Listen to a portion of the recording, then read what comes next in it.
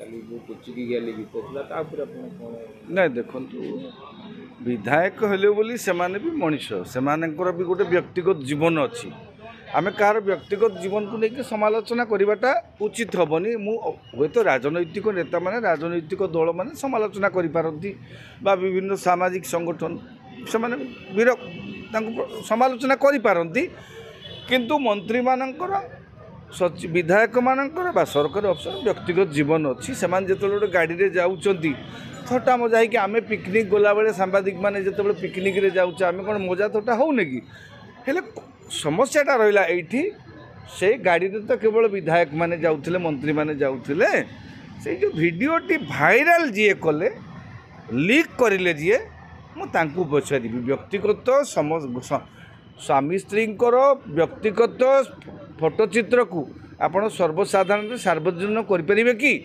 ଆପଣମାନେ ଦାୟିତ୍ୱପୂର୍ଣ୍ଣ ପଦପଦବୀରେ ଏବେ ଅଛନ୍ତି, ବିଧାୟକ ମନ୍ତ୍ରୀ। ଆପଣ ଦେଖିବେ ନିକଟରେ ଜଣେ ବିଧାୟକଙ୍କର ଆପଣଙ୍କର ବାହାରିଥିଲା ଜଣେ ମହିଳାଙ୍କ ସହିତ ଯେଉଁ ଯେଉଁ ଗେଲ କରିବା ଭିଡ଼ିଓ, ତାକୁ ନେଇକି ଦଳ କେତେ ବି ଅପମାନିତ ହେଲା।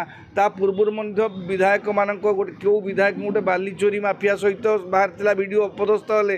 ପୁଣି ଏଭଳି ଭିଡ଼ିଓକୁ ଆପଣ ଯେଉଁ ଯିଏ ଯାହାର ବ୍ୟକ୍ତିଗତ ଜୀବନର ଆପଣମାନେ ସାଙ୍ଗ ସୁଖରେ ଥଟ୍ଟା ମଜା ହେଉଛନ୍ତି, ଯଦି କିଛି ଅସୁବିଧା ନାହିଁ। ଅସୁବିଧା କ'ଣ ଅଛି? ସେମାନଙ୍କର ବି ବ୍ୟକ୍ତିଗତ ଜୀବନ ଅଛି।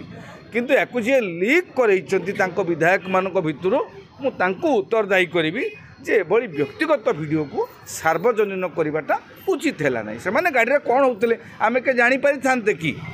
ଆମେ ଜାଣିପାରିନଥାନ୍ତେ। ସେ ଗାଡ଼ିରେ ଆରେ ବସିଲେ ବୋଲି, ମନ୍ତ୍ରୀ ହେଲେ ବୋଲି ଏକାଠି ଥଟ୍ଟା ମଜା ଟିକେ ହେବେନି କି? ସେ ହେବେ। କିନ୍ତୁ ଯିଏ ଲିକ୍ କରେଇଛନ୍ତି ସେ ନିହାତି ଗୋଟେ ମନ୍ଦ ଉଦ୍ଦେଶ୍ୟ ଲଗେଇକି ଲିକ୍ କରେଇଛନ୍ତି। ଆଉ ତାରି ଯୋଗୁଁ ବର୍ତ୍ତମାନ ସେମାନେ ଅପଦସ୍ଥ ବା ସମାଲୋଚିତ ହେଉଛନ୍ତି। ଦେଶ ଯେତେବେଳେ, ରାଜ୍ୟ ଯେତେବେଳେ ବିଭିନ୍ନ ସମସ୍ୟା ଦେଇକରି ଗତି କରୁଛି, ରାଜ୍ୟ ଯେତେବେଳେ ଲୋକମାନଙ୍କର ଦରଦାମରେ ସନ୍ତୁଳି ହେଉଛନ୍ତି, ସେତେବେଳେ ବିଧାୟକମାନେ ଏମିତି ମଉଜ ମଜଲିସ୍ କରୁଛନ୍ତି। ଲୋକଙ୍କ ଆଖିରେ ନିହାତି ଲୋକ ଏତେ ହନ୍ତସନ୍ତ ହେଉଛନ୍ତି ବର୍ତ୍ତମାନ ପରିସ୍ଥିତିରେ। ଏଭଳି ନାଚ ଗୀତ ଦେଖିଲେ ସେମାନଙ୍କ ମନରେ ନିଶ୍ଚିତ ଭାବେ ଆକ୍ରୋଶ ଆସିବ। ତେଣୁ ମୁଁ ଦାୟୀ କରିବି ସେଇ ବ୍ୟକ୍ତି କି ଯିଏ ସେ ଭିଡ଼ିଓଟି, ବ୍ୟକ୍ତିଗତ ଭିଡ଼ିଓଟିକୁ ବାହାର କରିକିରି, ଆମ ବିଧାୟକମାନେ ତ ସବୁ ଗୋପବନ୍ଧୁ ନୁହନ୍ତି ନା, କି ଗାନ୍ଧୀ ଗୋପବନ୍ଧୁ ନୁହନ୍ତି ଯେ ସେମାନେ ପୁରା ନିଷ୍ଠାପର ଭାବରେ ସିରିୟସଲି କେବଳ ଦେଶ ସେବା କରିବେ। ସେମାନଙ୍କର ବ୍ୟକ୍ତିଗତ ଜୀବନ ବି ଅଛି। କିନ୍ତୁ ବ୍ୟକ୍ତିଗତ ଜୀବନକୁ ସାର୍ବଜନୀନ କରିଥିବା ସେହି ବ୍ୟକ୍ତିଟି ଏଥିପାଇଁ ସମ୍ପୂର୍ଣ୍ଣ ଭାବରେ ଦାୟୀ। ଯେତେବେଳେ ରାଜ୍ୟ ସମସ୍ୟା ଭିତରେ ସନ୍ତୁଳି ହେଉଛି, ଏଭଳି ଉପହାସ କଲାଭଳି ଯେଉଁ ଭିଡ଼ିଓଟି ନିହାତି ଭାବରେ ଲୋକଙ୍କୁ ଉତ୍ତ୍ୟକ୍ତ କରାଇବ। ଆଉ ଗୋଟେ ଛୋଟ ପ୍ରଶ୍ନ, ବହୁ ପ୍ରତୀକ୍ଷିତ ପରେ ବିଗତ ସରକାରରେ ଏମ୍ଏଲ୍ଏ ମାନଙ୍କର ଭତ୍ତା ପେନ୍ସନ୍ ବଢ଼ିନଥିଲା, ଏମାନେ ଏବେ କମିଟି ତିଆରି କଲେ, ବଢ଼େଇ ଦେଲେ। ଅଥଚ ବିଜେପିର ଆଜେଣ୍ଡାରେ ଥିବା 3500 ଟଙ୍କାର ଭତ୍ତା ଆଜି ପର୍ଯ୍ୟନ୍ତ ଗୋଟେ ସାଧାରଣ ଲୋକ ପାଇପାରିଲାନି। ତାପରେ କ'ଣ ମତ ରଖିବେ? ଶୁଣନ୍ତୁ, ବିଧାୟକମାନେ ଯେଉଁ କଥାଟା, ଏ ଯେଉଁ ଭତ୍ତା ବୃଦ୍ଧି ବା ଆପଣଙ୍କର ପେନ୍ସନ୍ ବୃଦ୍ଧି ବା ସେମାନଙ୍କର ହାତପାଣ୍ଠି ବୃଦ୍ଧି ପାଇଁ ଯେଉଁ କଥାଟା କହିଛନ୍ତି, ଆପଣ ପ୍ରଥମେ ବିଧାୟକ ରାଜ୍ୟର ଆର୍ଥିକ ସ୍ଥିତିକୁ ପ୍ରଥମେ ଅନୁଧ୍ୟାନ କରିବା ଉଚିତ। ରାଜ୍ୟ ସରକାର ବିଗତ 5 ମାସ 6 ମାସ ଭିତରେ କେତେ ହଜାର କୋଟି ଟଙ୍କା ଋଣ କଲେଣି, ସେଇଟା ବି ବୁଝିବା ଦରକାର। ଠିକ୍ ଅଛି, ଆପଣମାନେ ଏଇଟା କହିଛନ୍ତି, ମାନେ ଆପଣମାନେ ଅନୁଭବ କରୁଛନ୍ତି ଯେ ଏଇ ଯେଉଁ ପଇସାଟି ଆମକୁ ମିଳୁଛି, ଏଇ ପଇସାରେ ଆମେ ଚଳିପାରିବୁ ନାହିଁ। ଆମକୁ କଷ୍ଟ, ଲକ୍ଷ ପରେ ଯେଉଁ ପଇସାଟି ମିଳୁଛି ସେଥିରେ ଆମେ ଚଳିବାଟା କଷ୍ଟ ହୋଇଯାଉଛି। ତା ମାନେ ଆପଣଙ୍କୁ ଯଦି ଏତିକି କଷ୍ଟ ହେଉଛି, ସାଧାରଣ ଲୋକଙ୍କୁ କେତେ କଷ୍ଟ ହେଉଥିବ। ବର୍ତ୍ତମାନ ଦରଦାମ ବୃଦ୍ଧି ଯେଉଁ ଅହେତୁକ ଭାବରେ ବୃଦ୍ଧି ପାଇଛି, ସାଧାରଣ ଲୋକଟିଏ କେତେ ସନ୍ତୁଳି ହେଉଥିବ। ଯେଉଁ ଲୋକଟା 1000ଟା ଟଙ୍କା ଭତ୍ତା ପାଉଛି, ତା'ର ଭତ୍ତା ବଢ଼େଇବେ ବୋଲି ସରକାର କହିଥିଲେ 3000 ଟଙ୍କା। ଆପଣ ନିଜ ଭତ୍ତା ପାଇଁ ସମସ୍ୱର ହେଉଛନ୍ତି, ଏକସ୍ୱର ହୋଇଯାଉଛନ୍ତି। ସେ ମା' ଭଉଣୀ, ବିଧବା, ଅସହାୟମାନଙ୍କର ଭତ୍ତା ପାଇଁ ପ୍ରଥମେ ଗୋଟେ ଏକସ୍ୱର ହୋଇକରି ଦାବି କରୁନାହାନ୍ତି। ସେ ଯୁବକମାନେ ବେକାର ହୋଇକି ବସିଛନ୍ତି, ସେମାନଙ୍କ ପାଇଁ ବିକଳ୍ପ ବ୍ୟବସ୍ଥା ପାଇଁ ରାଜ୍ୟ ସରକାରଙ୍କ ପାଖରେ ସରକାର ବିରୋଧୀ ଦଳ ଏକସ୍ୱର ହୋଇକରି ପାଟି କରୁନାହାନ୍ତି।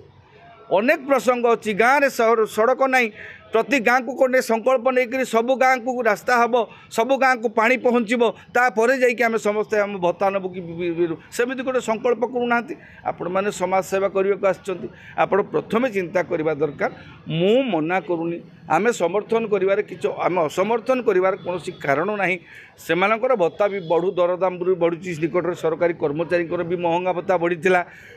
କିନ୍ତୁ ଆପଣ ପ୍ରଥମେ ବିବେକକୁ ପ୍ରଶ୍ନ କରନ୍ତୁ, ଆପଣ କାହା ପାଇଁ? ଆପଣଙ୍କର ଅସ୍ତିତ୍ୱର ମୂଳ ପିଣ୍ଡ କିଏ? ଆପଣଙ୍କୁ କିଏ ପରିଚୟ ଦେଇଛି? ଲୋକ। आपणकर अस्तित्व होउचंती लोक लोक जितेबाला दुख रोचे आपणकर विवेक को पचारतु जिते 1000 टंका भत्ता पाई गोटे माँ टी छटपट होची संतुली होची तार बढ़े पारुना आम एपर्यंत आम आम कथा चिंता करवा सेटा केते दूर समीचीन मान्यवर विधायक माने सेमानकर विवेक को पचारतु। शिक्षा व्यवस्था स्वास्थ्य व्यवस्था दुईटाक व्यवस्था विगत सरकार जहाँ घटी वर्तमान सरकार ताठू आहरी कदर्य भाव में लोक मैंने हैरान हरकत होती। शिक्षा व्यवस्था गोटे एमती व्यवस्था जो प्रतिदिन हड़ताल प्रतिदिन ट्रांसफर एवं मोदी जो आते नुआ मंत्र दे गले ट्रांसफर आउ ये परिवर्तन आह्वान देकर सरकार आसी बीजेपी आपण जहाँ थिला से परिवर्तन आने बोली शिक्षार हो स्वास्थ्य हो सबु क्षेत्र में आप परिवर्तन आने गोटे दाबी गोटे लोक प्रतिश्रुति देकर आसी तेणु आपण मैंने ये रंग मरामरी काम एत व्यस्त रहिले रंग बदलवा काम एत व्यस्त रहिले जे मौलिक समस्या गौण हो गला तेणु आग शिक्षा स्वास्थ्य गमनागमन लोकों पाखे जो सामाजिक सुरक्षा हाँ सामाजिक जो सुरक्षाटा भत्ता फत्ता हाँ बा आपण जो लोक मानकर अत्यावश्यक सामग्री दरदाम वृद्धि को नियंत्रण करवा ए दिग प्रति केमिति काम करवा बा कृषि उत्पादन केमिति बढ़ेबा स्वावलंबी होगा ता दिगरे किछि काम करवा सेटा न करिकरी जदि आमे केवल अन्य दिग प्रति दृष्टि देबा तेबे से सरकार जहाँ सरकार से मूलरू आपण मानकर मानसिकता रहिबा दरकार।